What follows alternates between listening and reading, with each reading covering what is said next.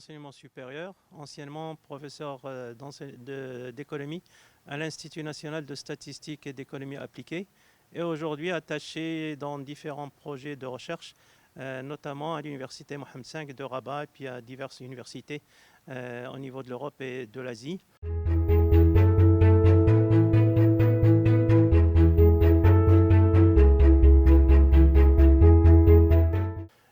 Bien évidemment, en tant que professeur d'économie, je suis fortement intéressé par les évolutions de l'économie marocaine au cours des dernières décennies, et notamment depuis l'indépendance du pays. Et le constat est un constat malheureusement de déception. Lorsqu'on compare l'économie marocaine à des économies qui étaient, ça fait 30-40 ans, ressemblantes à celles du Maroc, je pense par exemple à l'économie turque, à l'économie portugaise, à l'économie espagnole ou à l'économie de la Corée du Sud. Et mon constat est que, alors que ces pays qui étaient d'un niveau de vie et d'un niveau de revenus par habitant presque équivalent à celui du Maroc à la fin des années 80, début des années 90, ces pays-là se retrouvent parmi les pays développés, alors que le Maroc se retrouve parmi les pays non pas en développement, mais les pays en voie de sous-développement. La preuve en est le dernier rapport du PNUD qui a fait reculer le Maroc d'une place entre 2020 et 2021, le Maroc passant de nouveau de la 123e place mondiale à la 124e place mondiale, notamment en raison de ces défaillances ou de ces déficits en matière éducative et de santé.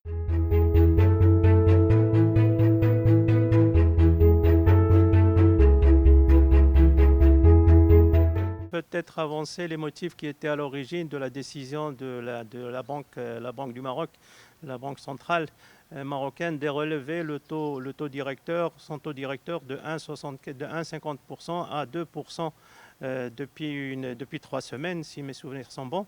Ce relèvement du taux directeur, théoriquement, lorsqu'on est un spécialiste du secteur monétaire et financier, théoriquement, c'est pour abaisser la demande de crédit en rendant le taux d'intérêt plus cher, puisque le taux directeur induit les taux qui sont fixés par l'ensemble des banques commerciales à l'échelle du pays.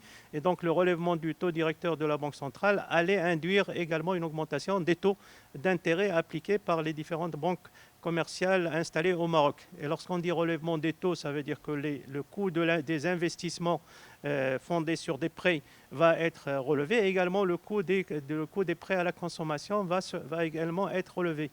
Et l'idée donc du relèvement des taux, c'est de faire pression sur la demande. En réduisant la demande, on est supposé réduire donc le taux d'inflation. Or, il est évident que l'inflation à l'heure actuelle et depuis le début de l'année 2022, et notamment depuis le mois de février, la fin février 2022 et le début du mois de mars 2022, est liée non pas à des raisons internes, évidemment il y a des raisons internes. Ces raisons internes sont la sécheresse, les effets de la sécheresse de l'année antérieure, sont également les effets de la crise du Covid qui sont encore en place au Maroc, mais nous avons aussi les répercussions externes de la guerre en Ukraine. Ces répercussions externes sont notamment le renchérissement des matières alimentaires que nous importons. Et nous savons que l'année de sécheresse de l'année dernière a été très forte et que le Maroc a été obligé d'importer énormément de ressources alimentaires, énormément en blé, en graines oléagineuses et d'autres produits alimentaires. Et puis nous avons la facture énergétique qui a explosé en raison de la guerre d'Ukraine, mais également en raison du fait qu'il doit y avoir quelque part une incohérence dans le fait que le Maroc s'adresse aujourd'hui à des marchés qui sont des marchés qui produisent du produit fini, notamment pour le gazole et l'essence, alors que nous disposons depuis de longues décennies d'une raffinerie de pétrole qui s'appelle la Samir. Cette raffinerie, malheureusement, a été vendue en 1997, a été passée à du capital privé en 1997, et puis elle s'est arrêtée en 2015, ce qui signifie que si cette raffinerie, la Samir, fonctionnait aujourd'hui, nous n'aurions pas eu les augmentations des prix des carburants que nous avons constatées donc, au cours des derniers mois, pratiquement des augmentations de 50 à 60%. Et ces augmentations des carburants, donc des produits énergétiques, ont eu un effet dévastateur sur le taux d'inflation, lequel a aujourd'hui atteint pratiquement 6,5 à 7% et devrait atteindre les 7 à 8% à la fin de l'année en cours.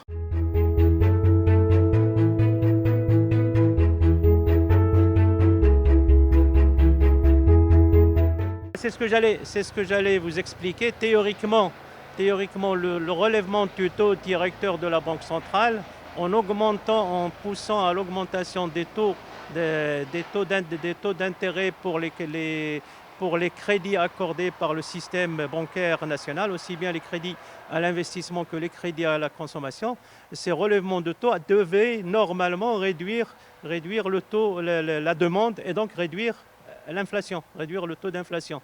L'inflation, elle est liée soit à une augmentation trop forte de la demande par rapport à l'offre, soit à une restriction de l'offre par rapport à la demande. Et dans le cas d'espèce, on était supposé faire face la Banque centrale était supposée faire face à une inflation tirée par la demande. Or, comme je viens de vous le dire, l'inflation n'est pas tirée par la demande. C'est une inflation liée à la pandémie. C'est une inflation liée à la sécheresse de l'année antérieure pour tout ce qui concerne les produits alimentaires et les produits agricoles. C'est aussi une inflation liée à la situation énergétique du pays, laquelle est fortement dépendante du marché international. Et comme je viens de vous le dire, la Samir a disparu, ne fonctionne plus depuis 2015, le Maroc était obligé d'importer et s'est retrouvé dans l'obligation d'importer des produits énergétiques à des prix très élevés. Évidemment, ces prix très élevés sont répercutés sur le marché national et cela a conduit à ces taux d'inflation dont je viens de vous parler. Le taux directeur n'a aucun effet sur les prix des carburants, le taux directeur n'a aucun effet sur la production agricole, le taux directeur n'a aucun effet sur les conséquences de la pandémie.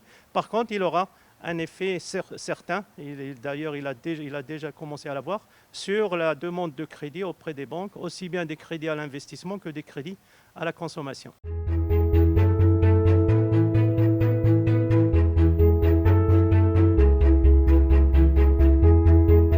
Les prévisions qui ont été faites par la Banque centrale tablent sur une baisse du taux d'inflation à 4,2 ou 4,1% pour l'année 2023. Et il table aussi sur une réduction de ce taux d'inflation pour les années suivantes.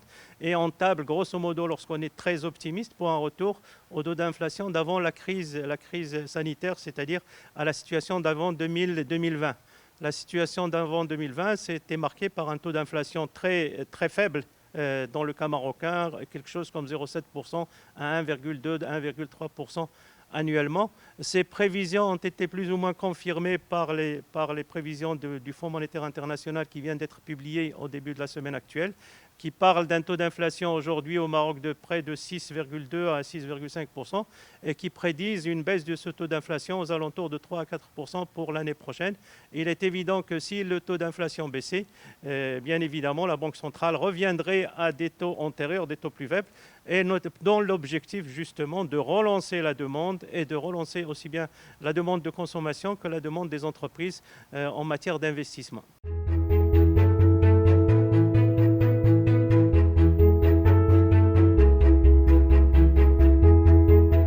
Il est très fort, le taux d'inflation. Il est très fort. Et là, tout à l'heure, vous m'entendiez parler de ce document qui vient d'être publié par le Haut Commissariat au Plan à Rabat.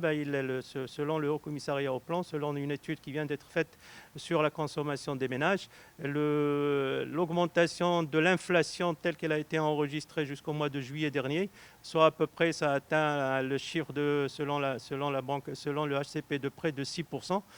L'augmentation de ce taux d'inflation a eu des effets plus dévastateurs sur la consommation des ménages, sur le niveau de vie des ménages que la pandémie.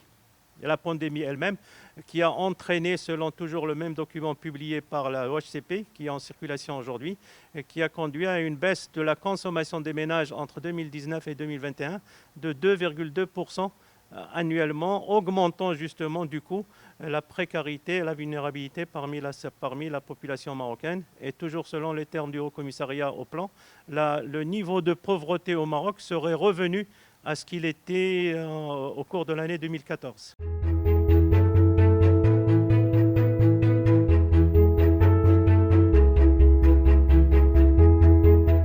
Il n'y a pas la matière, il y a les matières. Il y a les matières, il y a les produits alimentaires, il y a les produits énergétiques, il y a le gaz, il y a le pétrole dans les produits énergétiques, il n'y a pas la matière. Le Maroc est un pays, vous avez fait une comparaison avec la Tunisie. Le Maroc est un pays supposément à vocation agricole, donc il a des ressources agricoles et alimentaires beaucoup plus importantes que la Tunisie. Et jusqu'à aujourd'hui, il n'y a pas eu d'alarme au niveau alimentaire et apparemment les marchés sont bien approvisionnés. Ce qui est par contre, là où il y a le déficit, c'est que justement la baisse de revenus mobilisables de la part des ménages a fait que beaucoup de ménages ont réduit leur consommation alimentaire. Se sont déplacés vers d'autres consommations puisqu'il y a une augmentation des consommations en matière de santé, il y a une augmentation des coûts de transport et donc il y a eu un transfert vers ces consommations qui sont obligatoires, notamment en milieu rural puisque les gens se déplacent beaucoup de là où ils habitent vers les marchés pour s'approvisionner. Dans le milieu rural, on ne va pas s'approvisionner dans un supermarché, on a besoin de se déplacer loin, et donc ça coûte de l'argent pour les ménages. Et puis vous avez les dépenses de santé qui ont explosé, notamment tous les vaccins, pas les vaccins, mais les examens, les tests PCR et autres dépenses impliquées par la crise sanitaire et qui n'étaient pas prises en charge par l'État. Mais la consommation alimentaire a baissé. La consommation a baissé. Par contre, l'approvisionnement du marché est toujours disponible, est toujours important. Il n'y a pas eu de défaillance. Une autre raison, en revenant à la comparaison avec la Tunisie, c'est que la balance des paiements marocaine n'a pas atteint les déficits tunisiens. Nous avons des réserves de devises importantes qui permettent de s'approvisionner régulièrement comme au cours des années antérieures. Et puis évidemment, le Maroc a pu bénéficier d'aide internationale, a bénéficié également de transferts importants de la part des Marocains résidant à l'étranger. Ça a été près de 100 milliards de dirhams au cours de l'année antérieure. Tout ça donne un matelas de devises plus ou moins confortable qui a permis jusqu'à aujourd'hui au Maroc de faire face à ses besoins, notamment en matière alimentaire. Alors, s'agissant du pétrole et du gaz, bien évidemment, nous sommes dépendants des importations extérieures et nous étions à un moment donné dans un certain confort relativement au gaz, et notamment au gaz algérien qui passait par le territoire marocain. Malheureusement, la haine du pouvoir algérien vis-à-vis du Maroc a fait que les Algériens ont voulu enfoncer davantage les Marocains, mais heureusement que les moyens du pays sur le plan politique et aussi sur le plan financier ont permis de diversifier les marchés et de pouvoir s'approvisionner auprès de différents producteurs ou de différents fournisseurs, notamment auprès des Espagnols qui eux-mêmes achètent leur gaz auprès des Algériens justement, auprès des Norvégiens ou des Américains. Donc de ce point de vue, je pense que la situation n'est pas aussi alarmante que celle de la Tunisie. Elle pourrait le devenir, par exemple, si l'année en cours est également une année de sécheresse et si la pluie peut être aussi insuffisante que l'année dernière. Mais j'espère que cela n'est pas le scénario pour l'année en cours.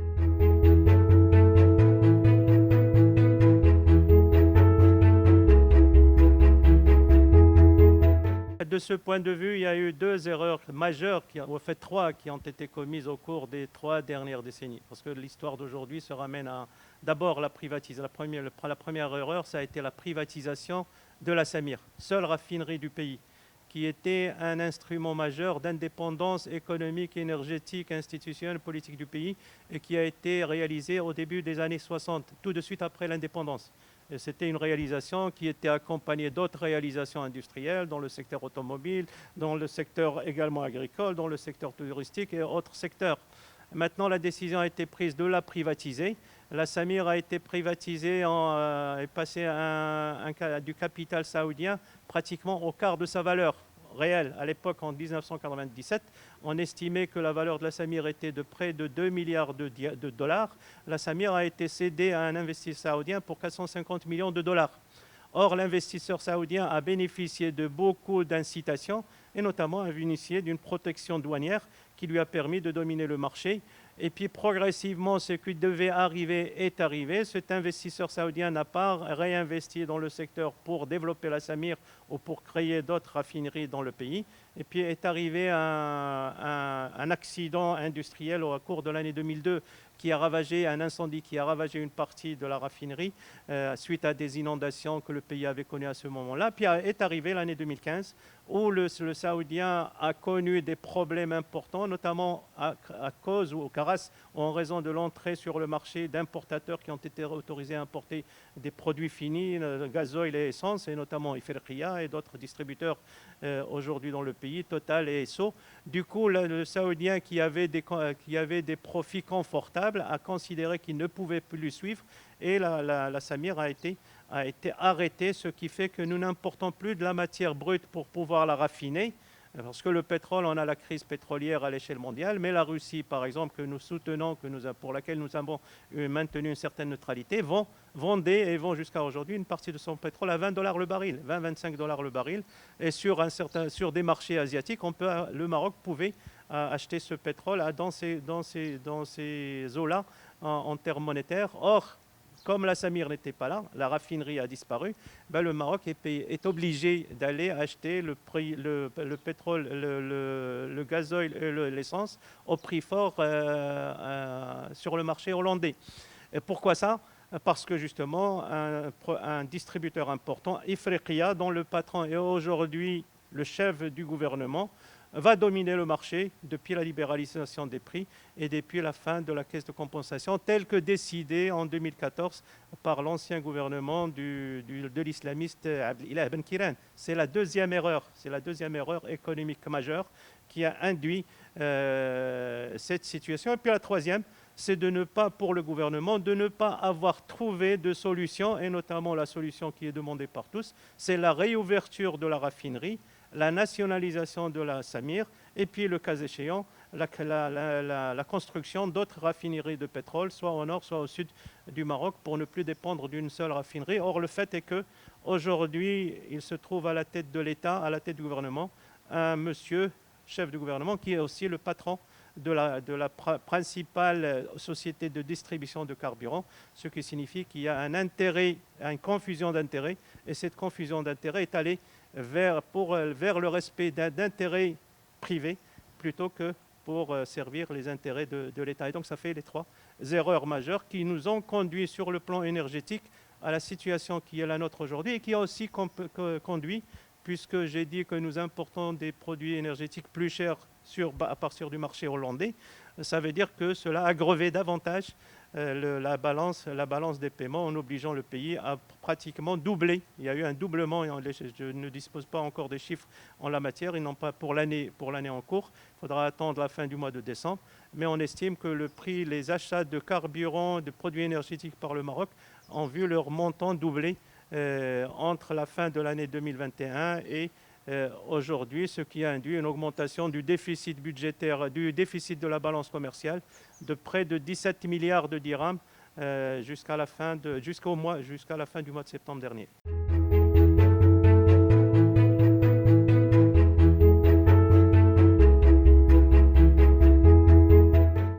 C'est une rumeur et je ne suis pas là pour répondre à une rumeur.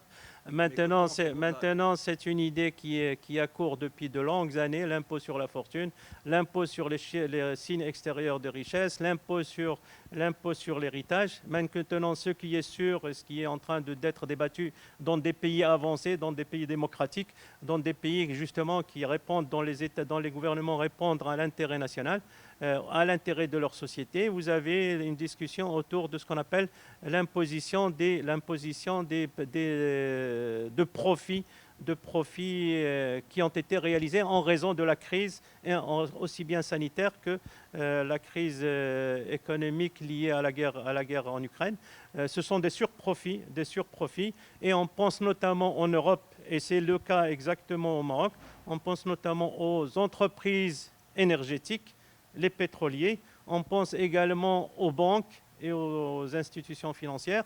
On pense également à tous les moyens de communication, Internet et toute la chaîne d'information digitale pour lesquels les entreprises ont réalisé des bénéfices extrêmement importants. Et il est normal aujourd'hui que cela se discute dans les parlements européens. Or, cela n'est pas arrivé au Parlement marocain et n'a pas été testé, n'a pas été tenté par le gouvernement marocain. Justement, une des raisons, c'est cette confusion d'intérêts qu'il y a à la tête du gouvernement entre les dirigeants politiques et le fait qu'ils soient aussi des dirigeants économiques. D'où la demande ancienne pour le cas du système politique marocain, la nécessité de la séparation entre l'économique et le politique.